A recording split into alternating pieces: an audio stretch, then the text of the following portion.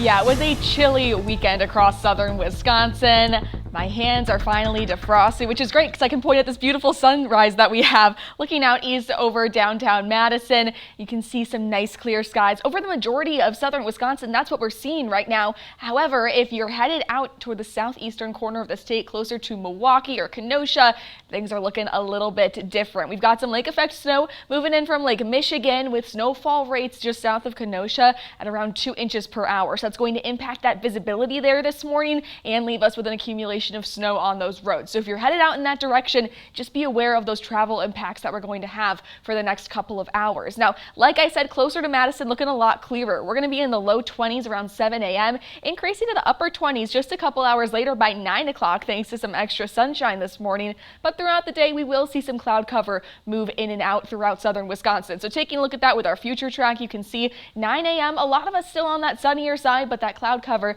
covering up that eastern half of the state. As we get into your lunch hour, still staying dry. Those northwesterly winds still coming in fairly strong, dropping our feels-like temperatures throughout the day. By the time that you're headed home from work, we're dealing with some cloud cover, but we are staying nice and dry for your Monday evening commute. Now, wind chills by that time, like I said, going to be on the cooler side, feeling like we're just in the upper teens by those later afternoon and early evening hours. So just because you are in an area where we've got that snow going on, definitely going to want to pack on some winter gear today. Now, our observed high temperatures, of course, going to be a little bit above our wind chill. Madison gets all the way up to 35 degrees this afternoon. Again, looking to be on that breezier side today, but just that observed high temperature is even 10 degrees below what we typically see at this time of year. So we spent quite a bit of time in that warmer than average area. Now we're going to look at the other side of the spectrum for the first couple days of your work week. Now, as we continue into those overnight hours, we do stand a chance to see a few flurries start to fall early Tuesday morning.